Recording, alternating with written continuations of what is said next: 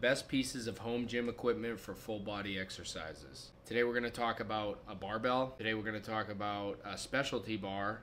Today we're going to talk about kettlebell and also slam ball, and how I use these to do my full body exercises, do my compound movements a little bit differently, because when it comes to a home gym, you kind of got to think outside the box and figure out what works best for you with the pieces of equipment that you do have. So for the first one, we're talking barbell, standard barbell. Obviously, right? You can add as much weight as you can and you can get stronger continuously. It's a great way to overload exercises. I have the Rogue Ohio bar. It's a great bar, great company, great warranty.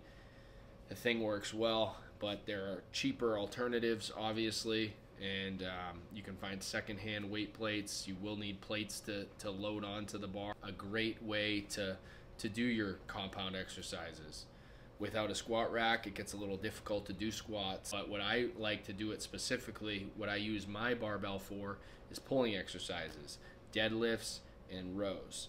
I find I can overload my deadlifts and I can really just connect with those exercises. That type of compound movement and compound lift I can connect with the most utilizing a standard barbell. Number 2 on the list is going to be a axle barbell, which is a short stubby axle bar from Rogue. It's like the cheapest bar on their website because it's basically a pipe, and it's got a large diameter so it works on your grip strength. But another thing it's great for, and what I like to utilize it for, is my pushing exercises. So bench press off the floor, off a bench, or even a shoulder press.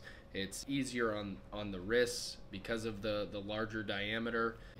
I think it's very underrated. A lot of strong men use it, but I think for my home gym, I love the width of it. It's only 5 feet long, so I can move around with it, do lunges, do squats as well, and it would increase the difficulty of pulling exercises because of the large diameter.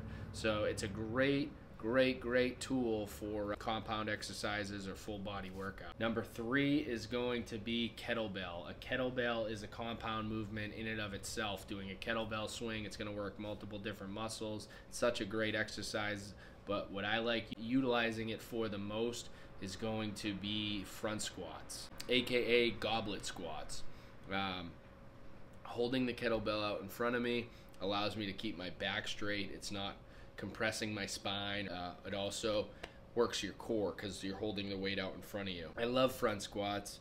I love doing kettlebell front squats. It's only 40 pounds, so I gotta kind of do things to make the squat exercise more difficult by maybe putting my knees out in front of me a little bit, working on balance, maybe doing a split squat, going slow on my tempo, doing high reps, whatever I have to do.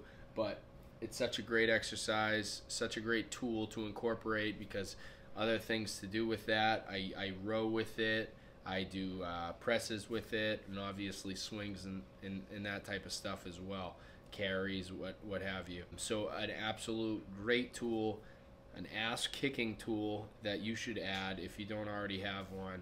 If you have used one, you probably know how difficult they can be and how much of a grueling workout it can be. That brings me to my 4th and final piece of equipment that I'm going to talk about today, and that's a slam ball. I love slam balls. It's kind of like a functional type of exercise or piece of equipment, but at the same time, functional, compound, it's all the same. I'm bending over. I'm either bending over and doing a deadlift to pick it up, or I'm bending over and doing a squat to pick it up. So it's one and the same. I think I enjoy doing it for those. Slams, bend down, pick it up, slams, bend down, pick it up. It kind of mimics a deadlift in that sense. Obviously, it's not like progressive overload, and it's more of like a hit style exercise. I still love using it for that. It's got this one's from Titan, and it's 40 pounds, but it's got a nice like tread on it, so it's easy to grab. And it's also, another thing it's great for is front squats as well. Whether you're holding out in front of you and utilizing your arms a little bit more, or really squeezing it to your chest and utilizing your traps to hold it close to you as you're doing a front squat, that's a great way to use it as well. The point of this video is there's so many different pieces of equipment that you can utilize to have effective workouts, to complete and and do all these necessary exercises for a well-rounded workout routine.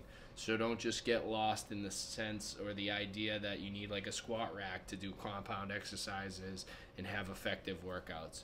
Use what you have, build up from there. Obviously, it would be nice to have a giant squat rack where you can have safeties and spotters and do bench and squat and all that stuff safely, but this is a way to get effective workouts, to have fun, to use the equipment that I do have to have effective workouts. So I hope you got something from this. If you did, consider subscribing, consider liking the video, leave a comment below and let me know what type of workout equipment you use for your compound exercises.